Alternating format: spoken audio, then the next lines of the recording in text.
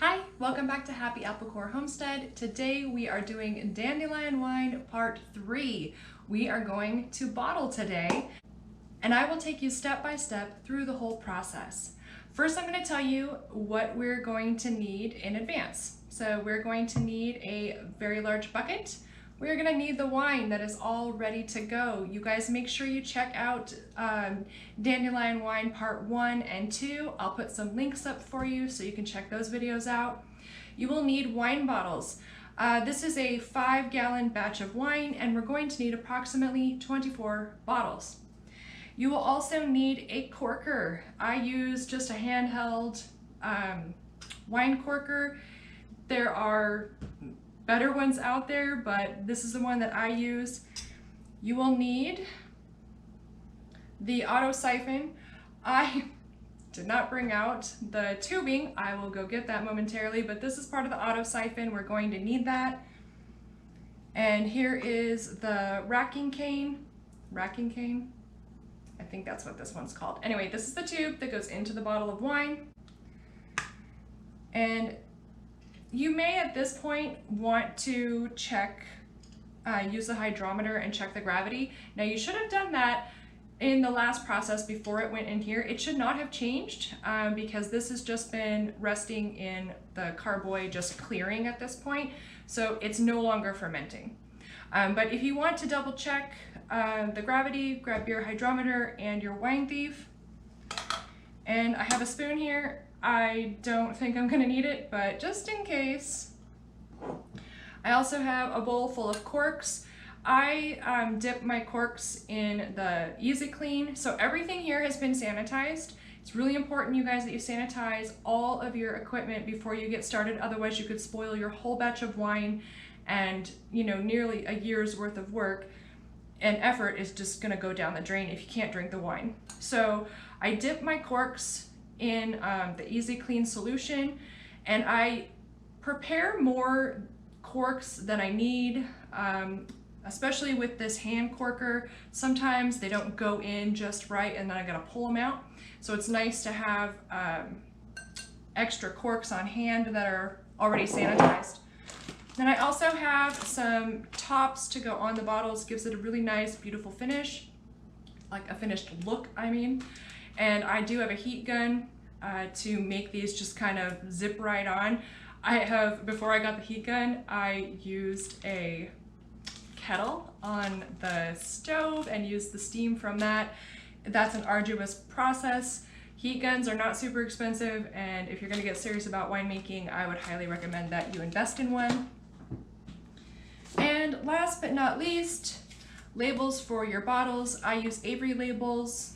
They're cost effective, they print beautifully, so if you have a printer, this is a good option. They have little designs and things to help you customize your labels at Avery.com. Now that you know what equipment we need, I'm gonna run away, get the rest of the tubing for my auto siphon, and we're gonna switch views here. I'm gonna show you, we're gonna take the wine out of the carboy and we're gonna put it in the bucket. Some people will fill their wine bottles directly from the carboy.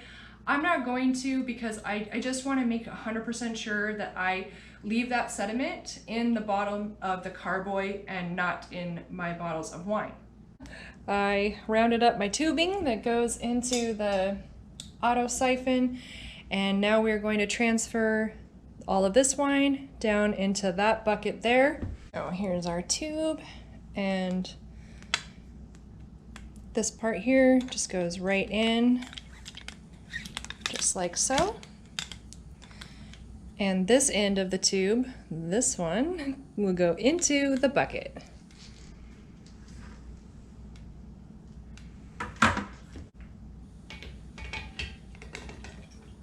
Yeah, just go in like that and set it gently down on the bottom. I'm just worried that when I pump my auto siphon, that my tube might pop out of the bucket.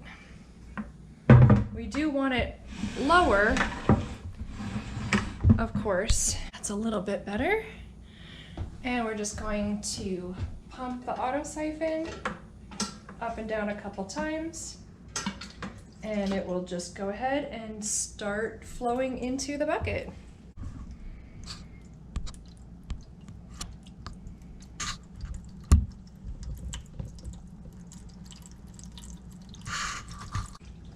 If you have any fruit flies or critters running around your house, I would consider covering this up while it's filling, just to make sure you don't get any hairs or anything in there. I don't have any animals in the house, but I do have a fruit fly or two, and I definitely do not want that in my wine.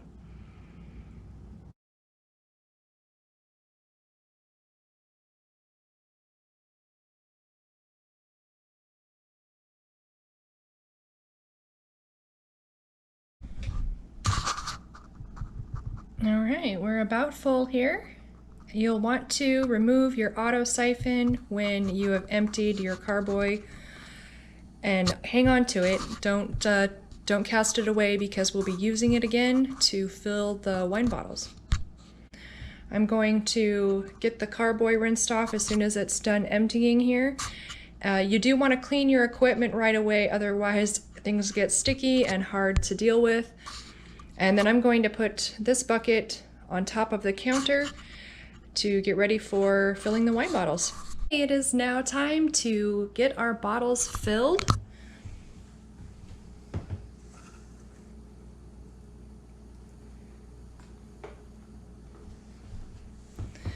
And the auto siphon goes into the bucket. This tube here attaches to the end of this here, and if you have struggle getting it in, then you'll want to heat up this top flexible tubing. This one here is not flexible, but you can run this under hot water if you have trouble getting it inside. So we'll see if I can get it on my own.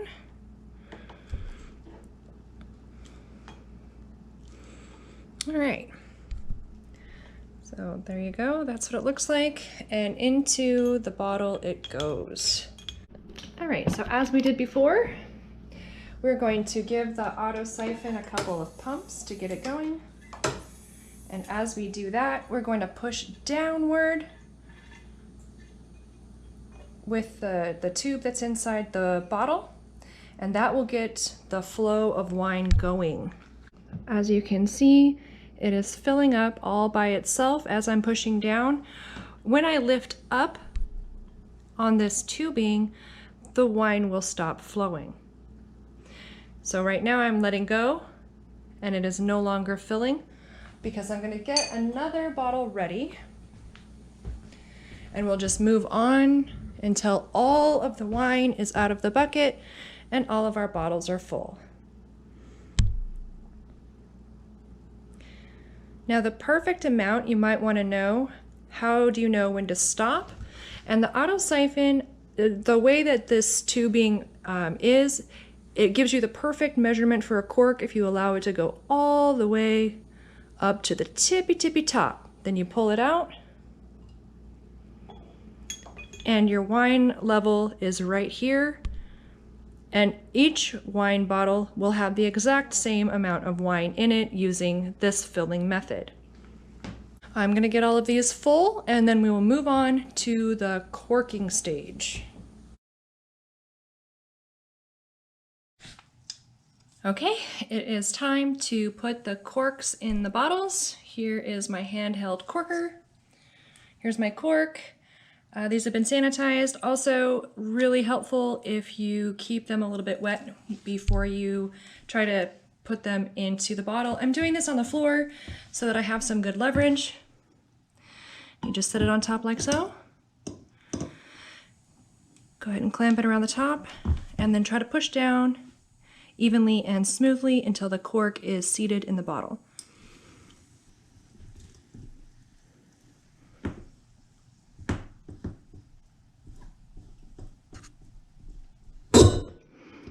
And there we go. One down, 19 to go. If my cork for some reason is any much higher than this here, then I would take it out and put a new one in. But there we go, that's how it looks. I'm gonna get the rest of these done and we'll move on to the next step. Now that all the corks are in, and we got 20 bottles, you guys, plus the 21st bottle is about 3/4 full, so that one will just go in the fridge and be used for sipping later.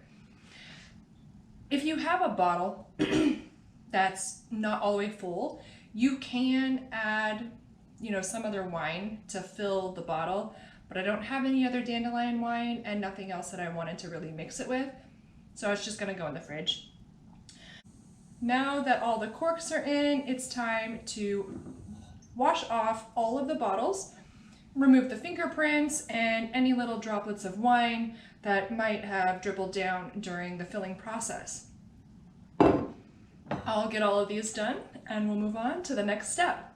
The bottles are all clean. They're still kind of wet right now, so while they're drying, you want to get your heat gun out and also your little tops. And we can go ahead and get those little tops just set out on the tops.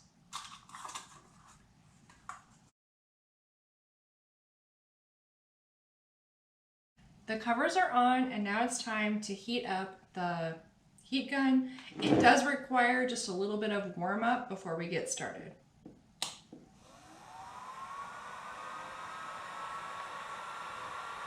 This part is kind of fun and pretty easy. So it looks like a hairdryer, but it's hotter than a hairdryer. It does have 2 settings. I'm on the lowest setting, and we're just going to run it down like that. Starting at the top and going toward the bottom.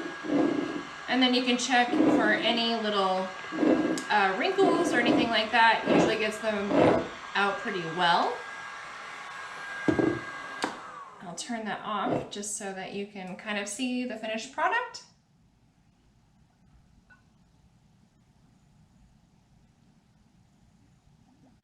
I'm going to go ahead and get all of the rest of these shrink wrapped on, and then we will move on to the final step. Make sure you stay tuned to the end because I do have some important advice for storing your bottles. The next step is to place the label. We have our labels here, and the easiest way to place the label straight is to find the seam on your jar, and mine is right here. You might not be able to see that in the camera, but I will show you placing the label.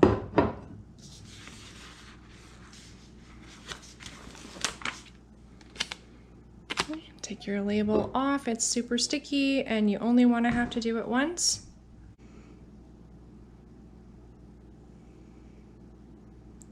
Place it right on the line. And very carefully attach it, and there you go. There's your label. I'm gonna go ahead and get the other bottles done, and we will move on to the last and final step to storing your wine.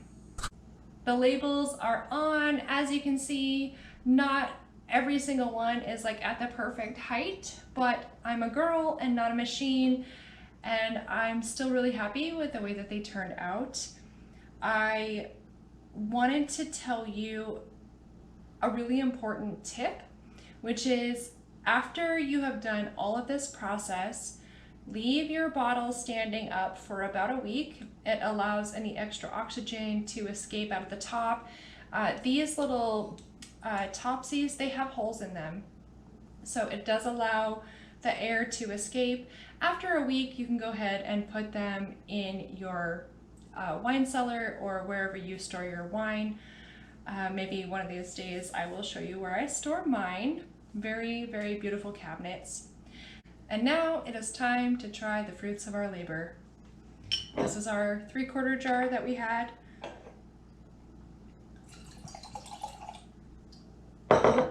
Cheers, you guys.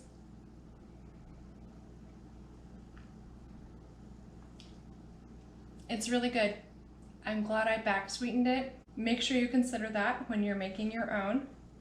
Thank you so much for watching this video. Please go back and check out part 1 and 2 of making dandelion wine. Send me a comment. Tell me what I'm doing wrong. Tell me what I'm doing right. I am open to all constructive criticism. And please do consider becoming a member. For $2.99 a month, you can help me continue to bring you this useful and hopefully fun information. All right, I'll see you next time. Bye.